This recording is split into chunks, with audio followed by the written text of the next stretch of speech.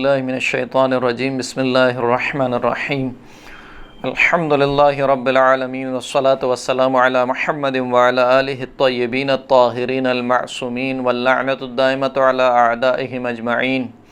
اما بعد فقد قال اللہ سبحانہ وتعالی فی کتابہ المجید بسم اللہ الرحمن الرحیم شہر رمضان الذی انزل فیہ القرآن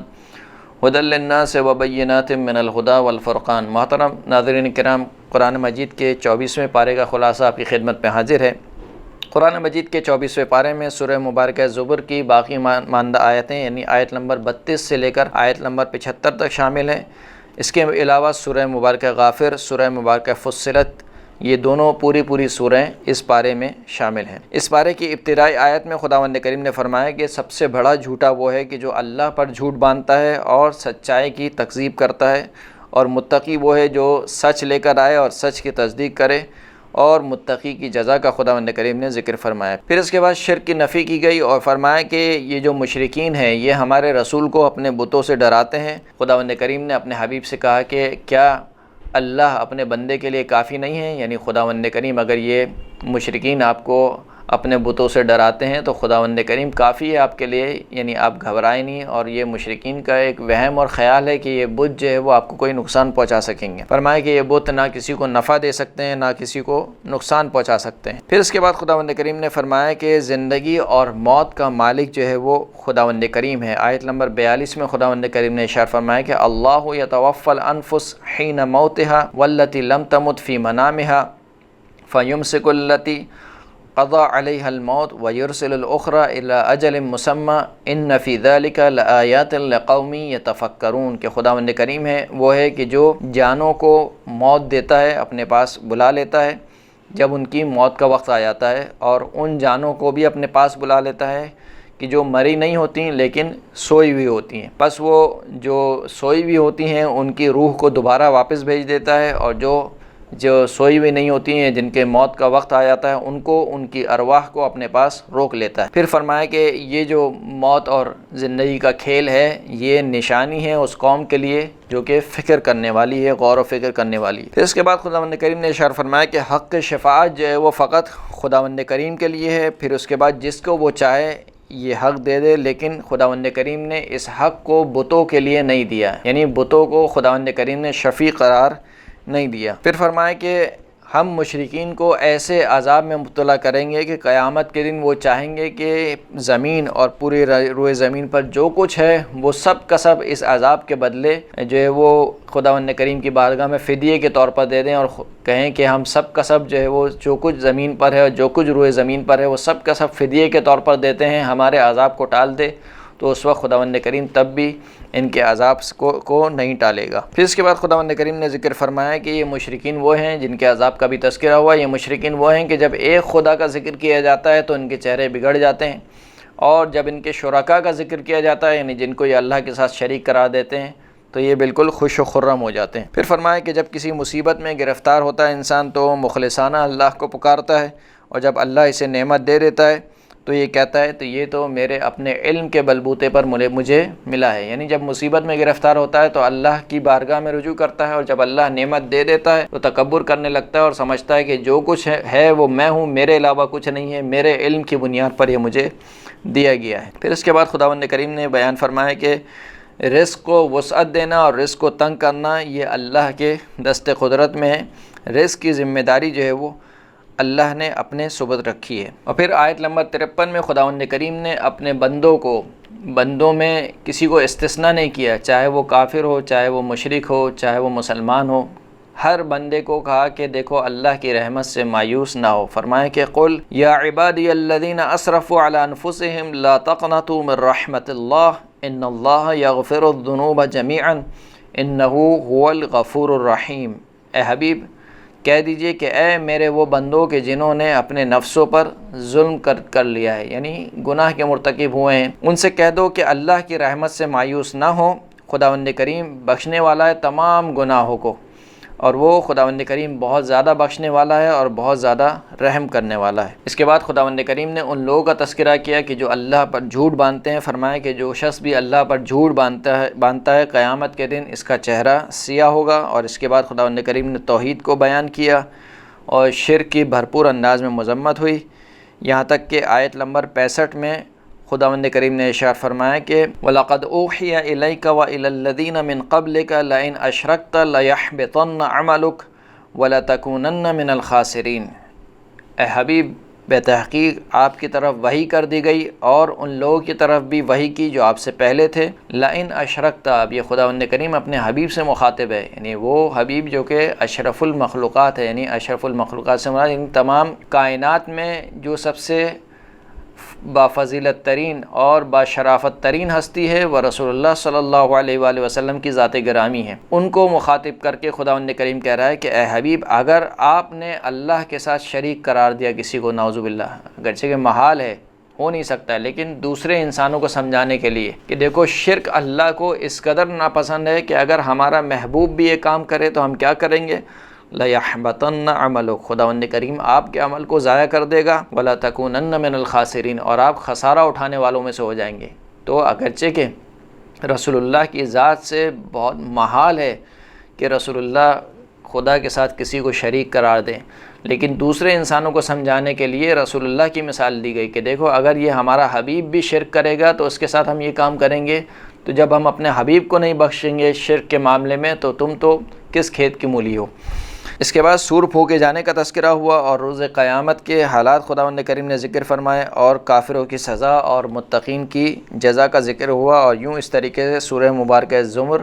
یہاں پر اختتام پذیر ہوئی۔ اس کے بعد کی جو اگلی سورہ ہے وہ سورہ مبارکہ غافر ہے کہ جس کی کل 85 آیات ہیں۔ اس کی ابتدائی آیت میں خداوند کریم نے فرمایا کہ خداوند کریم گناہوں کو بخشنے والا ہے اور وہی توبہ کو قبول بھی کرنے والا ہے، لیکن جہاں پر خداوند کریم گناہ کو بخشنے والا ہے، توبہ کو قبول کرنے والا ہے، وہیں پر خداوند کریم شدید عقاب اور شدید عذاب دینے والا بھی ہے، یعنی رحمت اور جسے کہنا چاہیے غضب کو خداوند کریم نے بیان فرما دیا کہ کوئی شخص یہ نہ سمجھے کہ خدا تو رحیم ہے، کریم ہے، انشاءاللہ میرے گناہ کو بخش دے گا اور پھر وہ اپنے پورے نامہ اعمال کو گناہ سے بھر دے، ایسا بھی نہ ہو۔ اور ایسا بھی نہ ہو کہ انسان خوف کے مارے اللہ سے نا امید ہو جائے کہ اب تو میرے اتنے گناہ ہو گئے، اب کیسے میرے یہ گناہ بخشے جائیں گے۔ تو خداوند کریم نے اپنے بندے کو خوف اور امید کے درمیان رکھا ہے، ایک طرف سے اپنے عذاب سے ڈرایا بھی ہے اور دوسری جانب سے اپنی رحمت کی نوید بھی سنائی ہے کہ دیکھو اگر خدا نخواستہ کسی سے کوئی گناہ ہو گیا ہے تو خداوند کریم توبہ کو قبول کرنے والا ہے، خداوند کریم بخشنے والا ہے۔ وہ یہ نہ سمجھے کہ اب تو مجھ سے یہ گناہ ہو گیا، اب تو میں بخشا ہی نہیں جاؤں گا، اور اس بلبوتے پر وہ اپنی اگلی پوری زندگی کو خراب کر لے، یا مثال کے طور پر خدا کا نافرمان ہو جائے یا خدا کا انکار کرنے لگے۔ تو اس وجہ سے انسان کو خوف اور رجا کے درمیان رکھا گیا ہے۔ اس کے بعد کی آیت میں خداوند کریم نے ذکر کیا کہ یہ کفار اللہ کی آیات میں جھگڑا کرتے ہیں، جیسے کہ جناب نوح علیہ السلام کی قوم نے کیا، پس اللہ نے انہیں عذاب میں گھیر لیا۔ اور اس کے بعد خداوند کریم نے فرمایا کہ ملائکہ مومنین کے لیے استغفار کرتے ہیں، اور ملائکہ جو مومنین کے لیے دعائیں کرتے ہیں ان دعاؤں کا تذکرہ ہوا۔ خداوند کریم ارشاد فرماتا ہے کہ الذین یحملون العرش ومن حولہ یسبحون بحمد ربہم ویؤمنون بہ ویستغفرون للذین آمنوا ربنا وسعت کل شیء رحمتا وعلما فاغفر للذین تابوا واتبعوا سبیلک وقہم عذاب الجحیم، کہ وہ فرشتے جنہوں نے عرش الہی کو اٹھایا ہوا ہے اور جو عرش الہی کے ارد گرد ہیں، یہ تمام کے تمام فرشتے اللہ کی حمد کے ساتھ، اپنے پروردگار کی حمد کے ساتھ اس کی تسبیح کرتے ہیں اور اس پر ایمان لاتے ہیں، اور ان لوگوں کے لیے استغفار کرتے ہیں جو کہ ایمان لائے اور کہتے ہیں کہ اے پروردگار تیری رحمت اور تیرا علم ہر چیز پر وسیع ہے، ہر چیز پر کو اپنے احاطے میں لیا ہوا ہے، پس تو بخش دے ان لوگوں کو کہ جنہوں نے توبہ کی اور تیرے راستے کی پیروی کی اور ان کو جہنم کے عذاب سے بچا لے۔ اور پھر اس کے بعد مزید دعائیں ہیں جو فرشتوں کی مومنین کے حق میں ہیں، اس کو خداوند کریم نے ذکر فرمایا کہ اے پروردگار ان مومنین کو جنت میں داخل فرما دے کہ جس کا تو نے ان سے وعدہ کیا ہے، اور جو ان کے آباء و اجداد میں سے اور ان کی زوجات میں سے اور ان کی جو نسلیں ہیں ان میں سے جو صالح بندے ہیں ان کو بھی جنت میں داخل فرما دے۔ اور پھر فرمایا کہ اے پروردگار ان کو برے اعمال سے بچا لے، اور جس کو تو اس دن برے اعمال سے بچا لے پس اس پہ تو نے اپنا رحم و کرم کیا۔ اس کے بعد خداوند کریم نے کفار کے عذاب کا تذکرہ کیا، اور پھر اس کے بعد خداوند کریم نے اپنا تعارف کراتے ہوئے توحید کی نشانیوں کو بیان کیا اور فرمایا کہ اللہ کی مخلصانہ عبادت کی جائے۔ پھر اس کے بعد قیامت کا تذکرہ ہوا اور فرمایا کہ قیامت کے دن کسی پر ظلم نہیں کیا جائے گا، اور قیامت کی ہولناکی کو خداوند کریم نے بیان فرمایا۔ اور اس کے بعد گزشتہ قوموں کا حوالہ دیتے ہوئے خداوند کریم نے ارشاد فرمایا کہ کیا یہ زمین پر چلے پھرے نہیں ہیں کہ اپنے سے پہلی قوموں کا انجام دیکھیں کہ ان کے پاس ہمارے رسول آئے، لیکن ان ساری قوموں نے ہمارے رسولوں کو جھٹلایا اور اس کے نتیجے میں ہمارے عذاب نے ان کو گھیر لیا۔ اس کے بعد خداوند کریم نے فرمایا کہ ہم نے جناب موسیٰ علیہ السلام کو فرعون، قارون اور حامان کی طرف بھیجا واضح نشانیاں دے کر، لیکن وہ یہی کہتے رہے کہ یہ موسیٰ جو ہے وہ جادوگر ہے، اور فرعون نے حضرت موسیٰ علیہ السلام کو قتل کرنے کی دھمکی دی، اور بہانہ یہ بنایا کہ میں اسے کیوں قتل کر رہا ہوں، یعنی جو فرعون کی قوم تھی اس کے سامنے کہا کہ میں اس کو قتل کر دوں گا کیونکہ یہ تمہارے دین کو تبدیل کر رہا ہے اور زمین پر فساد پھیلا رہا ہے۔ پھر اس کے بعد انہی آیات کے ذیل میں مومن آل فرعون کا تذکرہ ہوا کہ جو تقیے کے عالم میں اپنے دین کو جس نے چھپایا ہوا تھا، جو کہ خود فرعون کے دربار میں ایک شخص تھا۔ آیت نمبر 28 میں اس کا بیان ہوا، فرمائے کہ وقال رجل مؤمن من آل فرعون یکتم ایمانہ اتقتلون رجلا ان یقول ربی اللہ وقد جاءکم البینات من ربکم وان یکن کاذبا فعلیہ کذبہ وان یکن صادقا یصبکم بعض الذی یعدکم ان اللہ لا یہدی من ہوا مسرف کذاب، کہ وہ شخص جو کہ آل فرعون میں سے مومن تھا وہ بول اٹھا، اور اس نے اپنے ایمان کو چھپایا ہوا تھا، وہ بول اٹھا کہ کیا تم ایک ایسے شخص کو قتل کرنے جا رہے ہو، یعنی جناب موسیٰ کے بارے میں، کہ کیا تم جناب موسیٰ کو قتل کرنے جا رہے ہو، کہ وہ کہتا ہے کہ میرا پروردگار جو ہے اللہ ہے، اور اس پر وہ واضح نشانیاں بھی لے کر آیا ہے، یعنی باقاعدہ معجزات بھی تم کو دکھائے ہیں۔ بس اگر وہ جھوٹ بولتا ہے تو اس کے اوپر اس کے جھوٹ کا وبال ہے، اور لیکن اگر وہ سچا نکلا تو کیا ہوگا، یعنی مومن آل فرعون نے فرعون اور فرعون کی قوم کے سامنے یہ احتمال دیا کہ اگر فرض کر لیجئے کہ اگر وہ سچا نکلا تو کیا ہوگا، یعنی اگر جھوٹا ہے تو صحیح ہے، اس کا جو جھوٹ ہے وہ اس کے اوپر ہے، اگر کوئی خدا نہیں ہے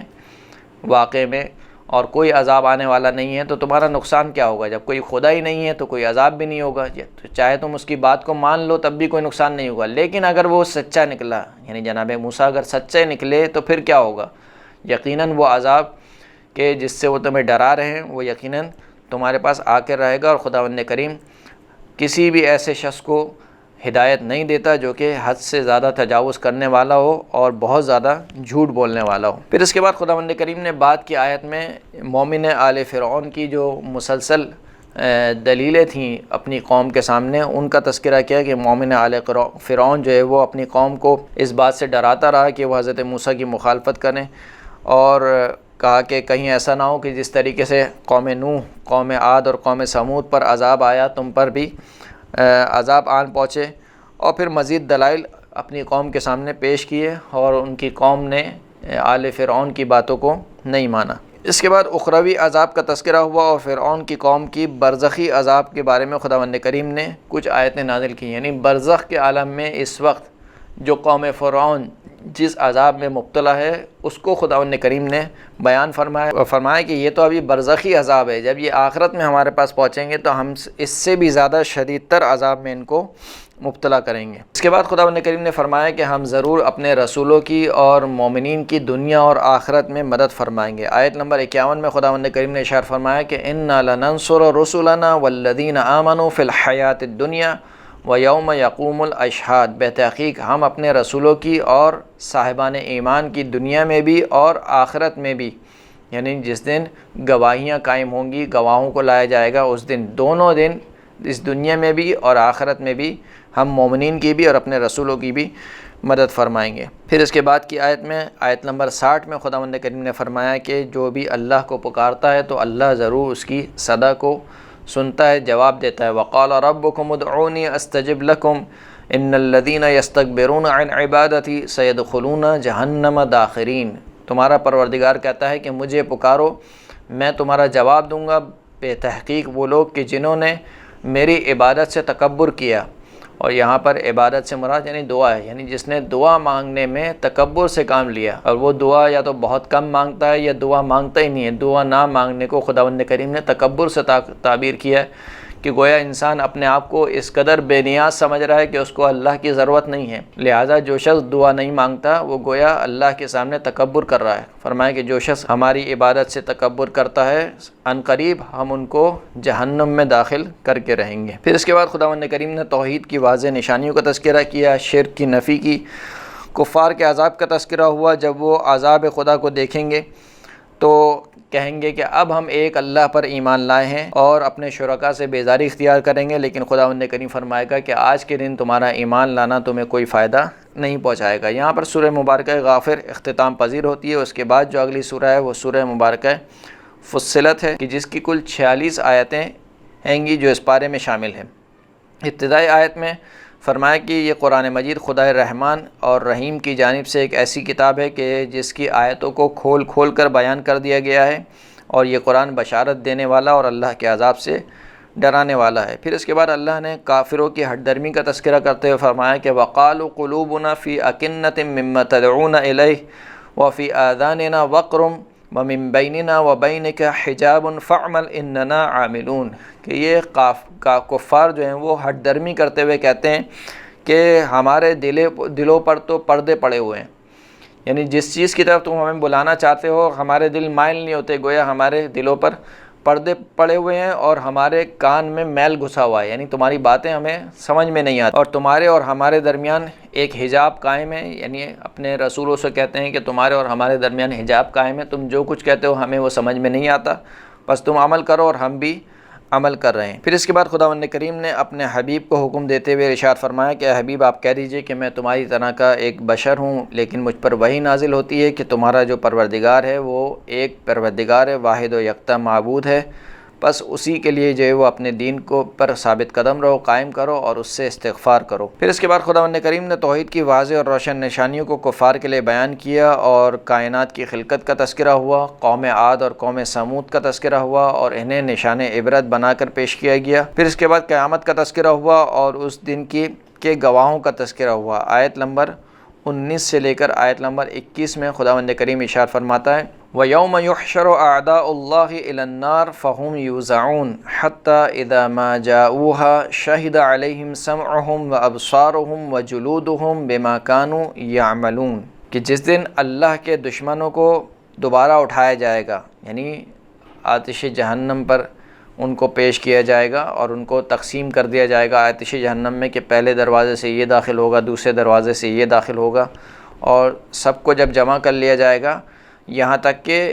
جب ان کو لایا جائے گا تو ان کی بصارت اور ان کی سماعت اور ان کی کھال یہ سب جو ہے وہ اللہ کی بارگاہ میں گواہی دیں گی، اور جب یہ اپنے جسم کو گواہی دیتے ہوئے دیکھیں گے تو عرض کریں گے وَقَالُوا لِجُلُودِهِمْ لِمَا شَهِدتُّمْ عَلَيْنَا قَالُوا أَنطَقَنَا اللَّهُ الَّذِي أَنطَقَ كُلَّ شَيْءٍ وَهُوَ خَلَقَكُمْ أَوَّلَ مَرَّةٍ وَإِلَيْهِ تُرْجَعُونَ، یہ اپنے کھال سے کہیں گے یا اپنے جسم سے کہیں گے کہ تم ہم پر کیوں گواہی دے رہے ہو، تو وہ کھال یا وہ ان کے ہاتھ اور ان کی سماعت اور ان کی بصارت ان سے کہے گی کہ آج کے دن اللہ نے ہمیں زبان دی ہے، وہی اللہ کہ جو ہر شے کو زبان دینے والا ہے، یعنی ہر شے کو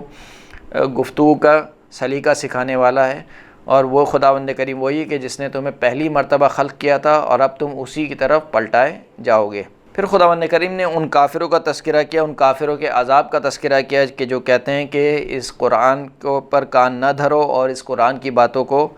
نہ سنو۔ پھر اس کے بعد صاحب ایمان کی جزا ذکر ہوئی، اور جو اپنے ایمان پر ثابت قدم رہے گا ان کی جزا کا تذکرہ ہوا۔ خداوند کریم ارشاد فرماتا ہے کہ ان الذین قالوا ربنا اللہ ثم استقاموا تتنزل علیہم الملائکۃ الا تخافوا ولا تحزنوا وَأَبْشِرُوا بِالْجَنَّةِ الَّتِي كُنْتُمْ تُوعَدُونَ، کہ بتحقیق وہ لوگ جنہوں نے یہ کہا کہ اللہ ہمارا پروردگار ہے اور پھر اس پر ثابت قدم رہے، تو ان پر ملائکہ نازل ہوتے ہیں اور کہتے ہیں کہ تم گھبراؤ نہیں، خوف نہ کھاؤ اور غمگین نہ ہو، اور تمہیں جنت کی بشارت ہو کہ جس کا تم سے وعدہ کیا گیا تھا۔ اس کے بعد خداوند کریم نے فرمایا کہ نیکی اور بدی برابر نہیں ہو سکتے، اور برائی کو ایسی نیکی سے دور کیا جائے کہ جو اس سے اچھی ہو۔ آیت نمبر 34 میں خداوند کریم ارشاد فرماتا ہے کہ وَلَا تَسْتَوِي الْحَسَنَةُ وَلَا السَّيِّئَةُ ادْفَعْ بِالَّتِي هِيَ أَحْسَنُ فَإِذَا الَّذِي بَيْنَكَ وَبَيْنَهُ عَدَاوَةٌ كَأَنَّهُ وَلِيٌّ حَمِيمٌ، فرمایا کہ نیکی اور برائی برابر نہیں ہو سکتے، بس دور کرو برائی کو اس نیکی کے ذریعے سے جو برائی سے زیادہ اچھی ہو۔ اگر تم نے ایک کام انجام دیا تو تم دیکھو گے کہ وہ شخص کہ تمہارے اور جس کے درمیان عداوت ہے، دشمنی ہے، اگر تم نے نیکی کے ذریعے سے برائی کو دور کیا تو وہ تمہارا پکا دوست بن جائے گا۔ یعنی اگر تم نے اس طریقہ کار کو اپنا لیا کہ تم ہمیشہ برائی کو نیکی کے ذریعے سے دور کرو گے، اور جس طریقے سے سیرت رسول اللہ صلی اللہ علیہ وآلہ وسلم میں ملتا ہے کہ ہمیشہ